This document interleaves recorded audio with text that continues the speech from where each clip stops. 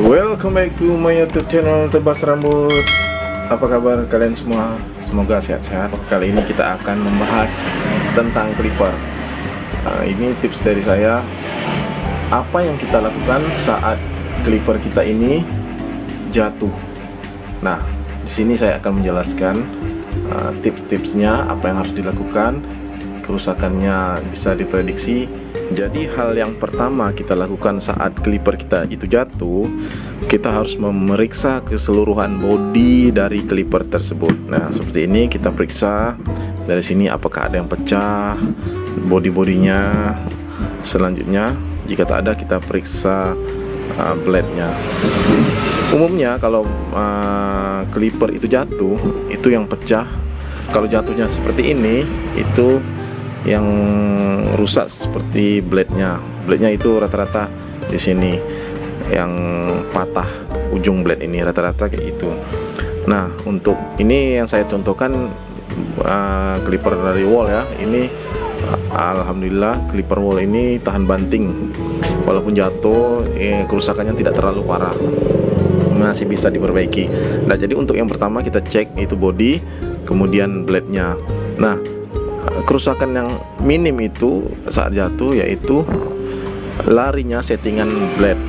Nah, settingannya blade itu kan tergentak seperti ini, jatuhnya taruhnya seperti ini, itu pasti blade-nya ini tidak rata jadinya. Dengan cara setting ulang itu udah bisa memperbaikinya. Dan untuk selanjutnya, kalaupun udah kita setting, tetap kita tes bunyinya itu berisik, berarti itu ada yang kerusakan di dalamnya. Jadi kita bisa buka blade-nya ini, kita buka blade-nya, kita cek. Nah, biasanya kalau clipper jatuh itu besi ini yang ini biasanya lari mereng, jadi blade-nya itu tetap mereng. Nah, jadi caranya kita buka juga ini untuk memastikan dan mengadjustment besi penyangga blade-nya ini.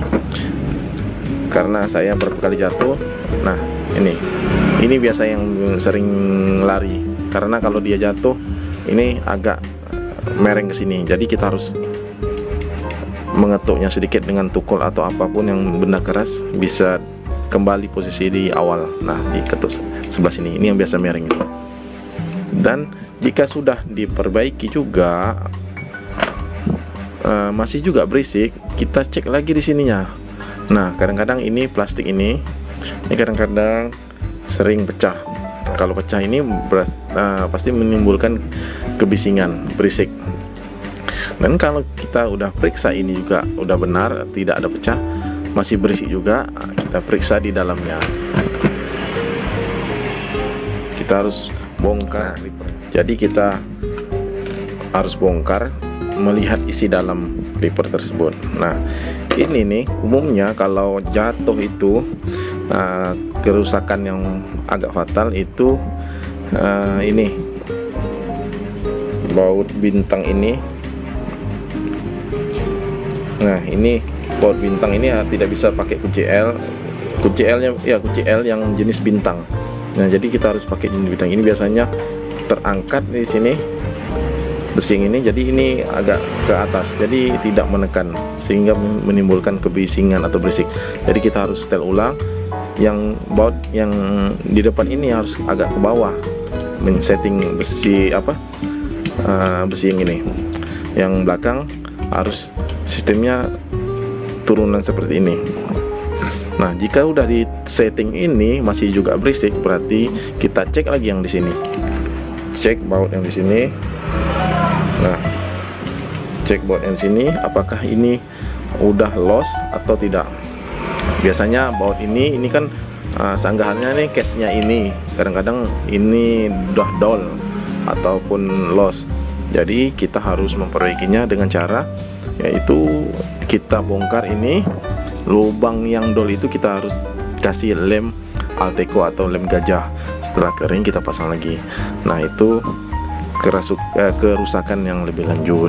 Nah, rasa saya itu cuman yang bisa disetting dari clipper ini. Nah, kalau untuk sistem kelistrikan itu umumnya tidak ada masalah kalau saat jatuh, kecuali ada kabel-kabel yang putus. Karena ini tidak banyak kabelnya, jadi kita bisa tahu kalau putus ya nggak hidup clipper ini. Ya, karena clipper yang sistem listrik ini nggak pakai cas ya, ini nggak ada alat elektronik, cuman ada trafo dan kontak. Ini kebetulan saya sudah rubah switchnya. Jadi untuk kawan-kawan, periksa itu saja yang menurut saya penting saat clipper kita jatuh. Oke, sekian tips dari saya.